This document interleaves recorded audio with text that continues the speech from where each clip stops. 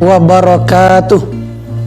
Alhamdulillah wassalatu ala rasul wa ala alihi wa ashabihi wa man wala, amma ba'du. Kita lanjutkan pembahasan kita, yaitu tentang mereka para perusak agama. Kaum muslimin rahimakumullah, ada dua hal, jika hal itu baik maka umat itu akan baik pula. Jika dua hal itu buruk, maka umat akan menjadi buruk pula. Apa yang dua itu? Yaitu para ulama dan umara. Ulama adalah mengarahkan manusia kepada jalan kebenaran. Ulama adalah mengontrol para penguasa agar mereka tetap berjalan di rel kebenaran. Jika kedua-duanya baik, maka Allah akan turunkan keberkahan. Allah akan redha kepada mereka. Adalah para sahabat Nabi SAW yang merupakan potret umat yang paling terbaik, sebagaimana diterangkan oleh Allah di dalam Al-Quran, surat Ali Imran, surat yang ketiga ayat 110. Apa kata Allah? A'udzu billahi minasyaitonir rajim. Kuntum khairu ummah ukhrijat linnas ta'muruna bil ma'ruf wa tanhauna 'anil munkar wa tu'minuna billah. Kalian itu adalah sebaik-baik umat yang dikeluarkan untuk manusia, mengajak kepada yang ma'ruf, mencegah dari yang mungkar, dan beriman kepada Allah. Bahkan di dalam hadis Nabi SAW juga bersabda, khairul quruni qarni, sebaik-baik zaman adalah zaman ketika aku hidup dengan para sahabat. Tsummal ladzina yalunahum, kemudian generasi setelah mereka. Tsummal ladzina yalunahum, kemudian generasi setelah mereka. Jadi Nabi SAW mengatakan bahwa generasi yang paling terbaik itu adalah generasi para sahabat yang hidup bersama Nabi SAW. Kenapa mereka dikatakan adalah umat yang paling terbaik? Karena ketika itu mereka semuanya tunduk dan patuh terhadap Allah dan Rasulnya. Mereka menjalankan syariatnya. Tidak ada di antara mereka yang membangkang terhadap aturan Allah dan Rasulnya. Ketika ada persoalan umat, mereka langsung bertanya kepada Nabi SAW. Itulah umat yang terbaik, generasi awal, yaitu para sahabat Nabi SAW. Tsummal ladzina yalunahum, kemudian generasi setelah sahabat yang diistilahkan oleh para ulama dengan generasi tabi'in. Ya, generasi tabi'in ini adalah generasi yang berjumpa dengan para sahabat, menuntut ilmu kepada para sahabat, ikut berjuang dengan para sahabat. Itulah generasi yang kedua yang dikatakan oleh Nabi SAW, yaitu generasi tabi'in. Tsummal ladzina yalunahum, kemudian generasi setelah mereka yang diistilahkan oleh para ulama dengan tabi'ut tabi'in. Tabi'ut tabi'in adalah orang yang berjumpa dengan tabi'in, hidup, ya, menuntut ilmu kepada para ulama tabi'in, ikut berjuang dengan para tabi'in. Mereka lah generasi yang terbaik, kata Rasulullah SAW. Maka tentu kita sebagai umat di akhir zaman ini kita harus mencontoh mereka karena Nabi Sallallahu Alaihi Wasallam yang telah menyampaikan demikian kepada kita. Contohlah mereka, ya, generasi sahabat, tabi'in dan tabi'ut tabi'in. Namun semakin bertambah jauh zaman dengan zaman kenabian, dengan zaman sahabat, tabi'in dan tabi'ut tabi'in, ya, dengan bertambahnya tahun dan masa, maka muncullah para pemimpin-pemimpin yang tidak menggunakan Al-Quran dan Sunnah sebagai pedoman di dalam kehidupannya, sebagai panduan untuk mengatur umat ini. Akhirnya apa yang terjadi? Muncullah para pemimpin-pemimpin yang diktator, muncullah para penguasa-penguasa yang zalim, yang memimpin umatnya dengan tangan besi, menggunakan para penegak hukum sebagai alat untuk memeras rakyat. Mereka lebih mencintai harta dan kedudukan, sehingga mereka tidak berpihak kepada kebenaran.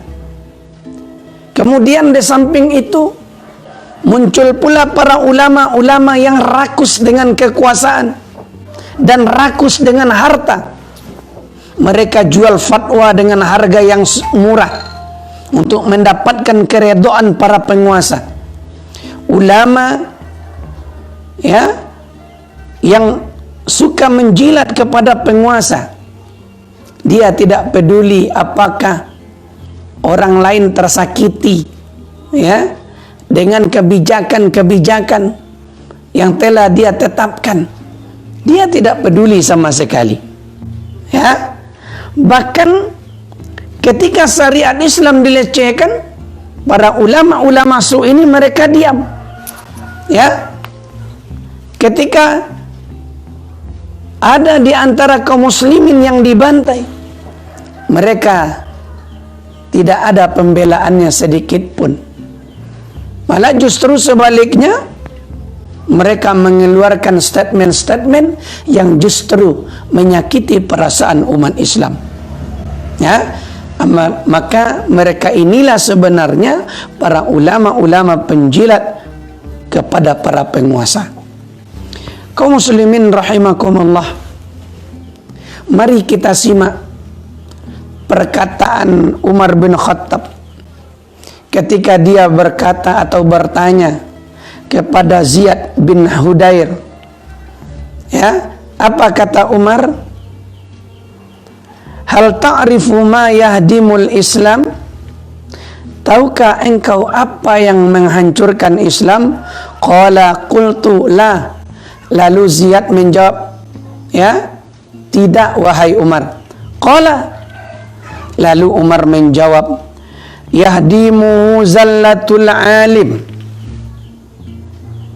Yang merusak Islam itu adalah, kata beliau, yang pertama, ya, orang yang alim atau para ulama, ya. Yang kedua, wajidal munafiqi bil kitab, orang-orang munafik, ya, yang suka membantah isi Al-Quran atau isi Alkitab.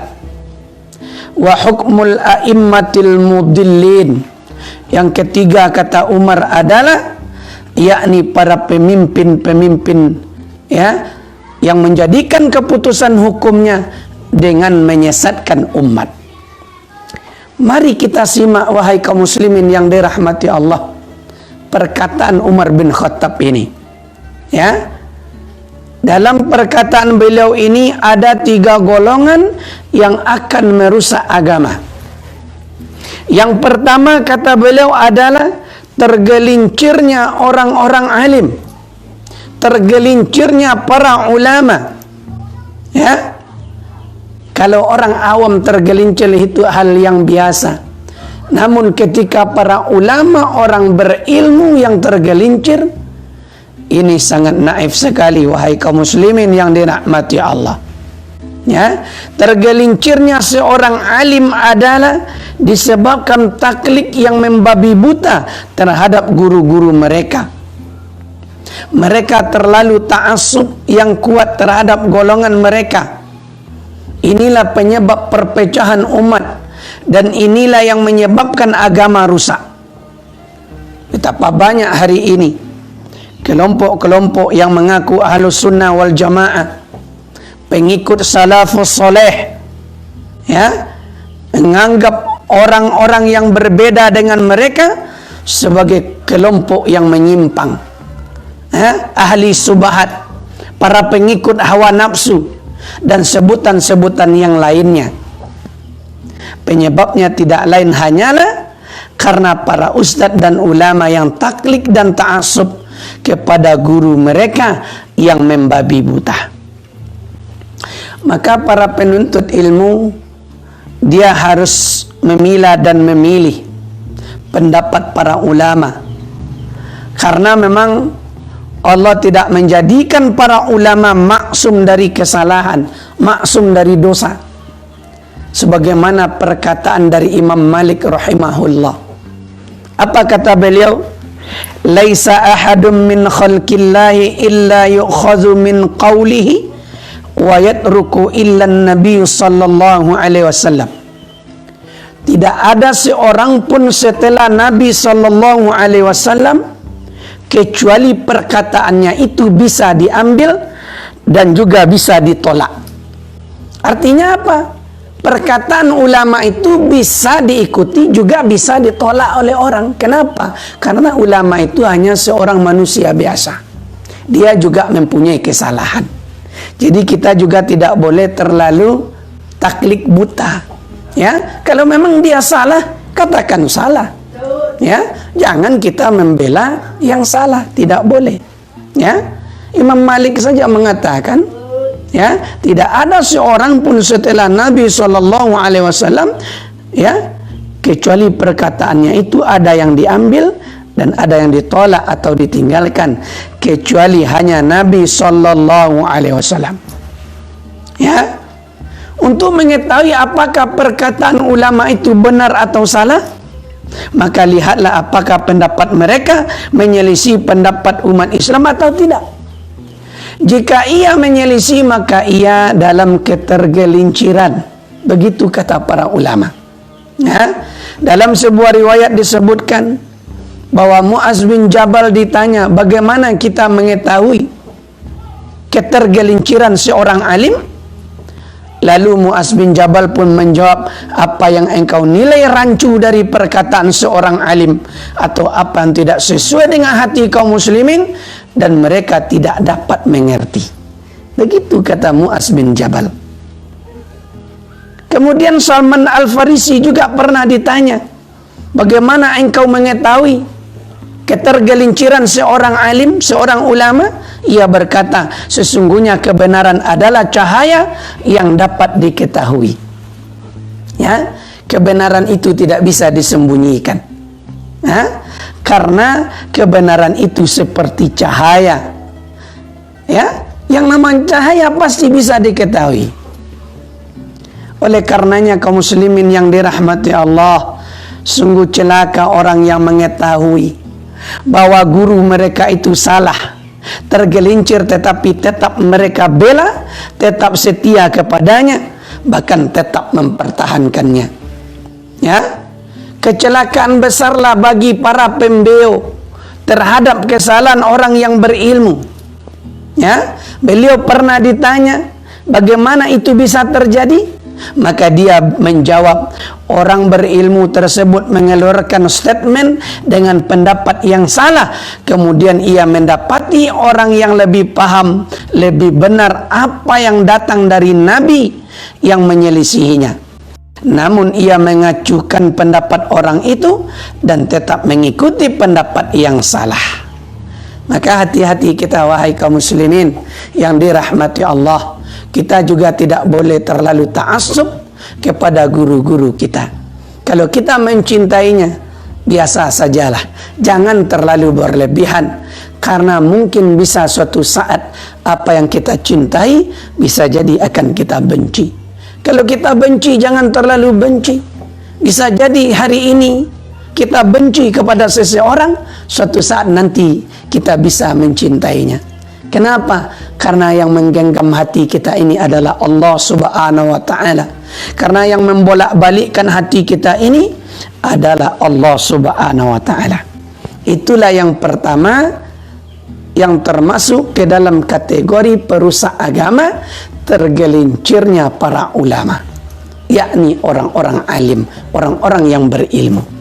Yang kedua, bahan orang munafik terhadap kitabullah, yakni Al-Quran. Ya, betapa banyak hari ini orang-orang munafik yang menampakkan keislamannya di depan kita, tetapi di belakang kita dia sangat benci kepada kita. Dia tidak ingin Islam ini maju, dia tidak ingin syariat Islam ini tegak, dia tidak ingin Islam ini memimpin, sehingga berbagai macam statement yang keluar dari mulut mereka. Ya, di antaranya mereka mengkritik ayat-ayat Allah Subhanahu wa Ta'ala. Di antaranya mereka kritik tentang ayat poligami. Mereka tidak setuju dengan ayat poligami. Ya, kenapa? Karena ini tidak adil, kata mereka. Ya, karena seorang laki-laki itu tidak mungkin akan berlaku adil. Wahai kaum muslimin yang dirahmati Allah, kalau dari segi kasih sayang, memang Rasulullah tidak bisa ya membagi perasaannya itu. Tetapi yang dituntut adil itu adalah yaitu masalah malam giliran dan juga masalah ekonomi. Itu yang dimaksud di dalam ayat. Tetapi orang-orang sekuler, orang-orang munafik, dia tidak senang dengan ayat-ayat Allah Subhanahu wa Ta'ala, tidak senang dengan syariat ini. Ya, sehingga sampai ada salah satu partai dengan lancang mengatakan, kalau seandainya kami menang nanti, kami akan hapus syariat poligami. Berarti dia telah menantang syariat Allah Subhanahu wa Ta'ala. Begitu juga ada di antara mereka yang tidak setuju dengan syariat ya waris. Ya, mereka tidak suka kenapa bagian laki-laki lebih besar daripada bagian perempuan. Ya, lalu mereka cari-cari kesalahannya. Padahal tidak setiap pembagian itu tidak adil. Semuanya adil, tergantung berapa jumlah keluarganya. Ya, berapa jumlah ahli waris. Jangan disangka perempuan itu kadang-kadang dia malah mendapatkan jauh lebih besar dari laki-laki. Makanya kita harus berilmu, wahai kaum muslimin. Tidak boleh kita mengambil kesimpulan sendiri-sendiri sehingga berani dan lancang mulut kita mengatakan bahwa syariat Allah ini tidak adil. Dia katakan salah satunya adalah syariat waris tidak adil. Inilah kerjaannya orang-orang munafik yang mereka selalu ya sengaja membantah ayat-ayat Allah Subhanahu wa Ta'ala. Ya, mereka itu selalu tidak suka dengan ketetapan Allah Subhanahu wa Ta'ala. Sebagaimana di dalam hadis ya yang juga diriwayatkan dari Umar bin Khattab radhiyallahu an, ya, bahwa Nabi sallallahu alaihi wasallam bersabda, "Innama akhafu ala hadhil ummah kullu munafikin yatakallamu bil hikmah wa ya'lamu bil jur." Sesungguhnya yang aku takutkan terhadap umatku adalah setiap munafik yang berbicara dengan hikmah akan tetapi bertindak secara zalim. Orang munafik dia berbicara di depan kita seakan-akan dia membela Islam ini, tapi sebetulnya dia adalah zalim. Dia adalah zalim terhadap ayat-ayat Allah Subhanahu wa Ta'ala. Ayat Allah itu dia pelintir. Ayat Allah itu dia cari-cari, ya, dia cocok-cocokkan dengan keinginan penguasa, dengan keinginan pemerintah. Padahal sebetulnya maksud ayat tidak seperti itu. Begitulah orang-orang munafik ini, dia selalu suka mengkritik ayat-ayat Allah, yakni kitabullah. Inilah perusak yang kedua, kata Umar bin Khattab, yaitu munculnya orang-orang munafik yang tidak senang dengan syariat yang ada di dalam kitabullah, begitu juga di dalam hadis-hadis Nabi sallallahu alaihi wasallam. Adapun yang terakhir, yang ketiga adalah para perusak agama itu para pemimpin yang menyesatkan umat. Di dalam hadis yang diriwayatkan dari Abu Daud, At-Tirmidzi, Ahmad dan juga Ad-Darimi, disahihkan oleh Syekh Albani di dalam Sahih Al-Jami', bahwa Nabi sallallahu alaihi wasallam bersabda, "Innama akhafu ala ummatil a'immatal mudillin." Sesungguhnya yang aku takutkan atas umatku adalah berkuasanya para pemimpin yang menyesatkan umat. Itu yang ditakutkan oleh Nabi sallallahu alaihi wasallam. Innallaha yaqbidul ilma intiza'an. Sesungguhnya Allah tidak mencabut ilmu itu langsung dari hamba-hambanya. Walakin yaqbidul ilma biqabdil ulama. Akan tetapi Allah mencabut ilmu itu, caranya adalah dengan mewafatkan para ulama. Ketika para ulama sudah meninggal, maka tidak ada lagi tempat orang bertanya. Ketika itu, kata Rasulullah, manusia mengangkat pemimpin yang bodoh-bodoh, dallu wa adallu, dia sesat dan menyesatkan, kata Rasulullah. Ketika para pemimpin sudah bodoh, maka akhirnya umat disesatkan. Dan hari ini kita sudah saksikan, wahai kaum muslimin yang dirahmati Allah, ketika pemimpin yang bodoh memimpin kita, maka umat akan menjadi sesat. Itu Nabi sallallahu alaihi wasallam sendiri yang mengatakan. Di dalam kitab Fathul Majid, penulis mengatakan tentang kalimat innama yang mengandung makna al-hasar, pembatasan atau pengkhususan, menjelaskan bahwa beliau sangat takut dan khawatir terhadap umatnya dari para pemimpin yang menyesatkan. Makanya Nabi pakai kalimat innama. Itu yang ditakutkan oleh Nabi sallallahu alaihi wasallam. Bahkan fitnah yang ditimbulkan lebih menakutkan dari fitnah Dajjal. Abu Zar radhiyallahu anhu pernah bertanya kepada Nabi sallallahu alaihi wasallam, "Ya Rasulullah, ayyu syai'in akhwafu ala ummatika minad Dajjal?" Qala a'immatal mudillin. Wahai Rasulullah, apa yang lebih engkau takutkan atas umatmu ini dari Dajjal? Lalu beliau menjawab, a'immatal mudillin, yaitu para pemimpin yang menyesatkan umatnya. Al-a'immata al-mudillin, para pemimpin penyesat umat, masuk di dalamnya para umara, pemimpin pemerintahan, termasuk di situ ulama-ulama termasuk di situ ahli-ahli ibadah. Para umara tersebut adalah mereka yang menerapkan hukum dengan selain hukum Islam, bertindak secara zalim, bertindak secara diktator, kejam terhadap rakyatnya dan tidak menunaikan hak-hak rakyatnya. Para ulama yang menjadi pemimpin menyesatkan karena mereka menyembunyikan ilmunya dan merubah-rubah isi kitab. Seperti orang-orang Yahudi dahulu, mereka suka merubah-rubah isi kitab, suka mengakali dalil untuk kepentingan syahwatnya, untuk kepentingan para pemimpinnya, untuk kepentingan dunianya.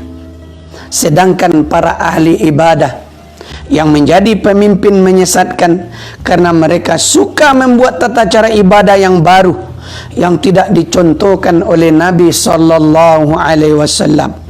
Akan tetapi malah justru ulama yang seperti itulah yang diidolakan oleh manusia. Apalagi kalau mereka sempat memotivasi umat untuk mengikuti mereka. Akibatnya mereka sesat dan juga rakyat menjadi sesat, umat menjadi sesat. Oleh karena itu kaum muslimin yang dirahmati Allah, itulah 3 hal yang akan merusak agama Islam ini. Maka kita sebagai umat Islam harus paham dengan ketiga hal tersebut agar kita juga selamat dari kerusakan. Ya, kenapa? Karena 3 hal itu sudah tampak jelas di hadapan kita, dan solusinya adalah meninggalkan pendapat para ulama yang menyelisih pendapat kaum muslimin. Ya, jangan didengarkan omongan orang-orang zindik, orang-orang munafik, ya, yang mereka mencari-cari, mencocok-cocokkan dalil.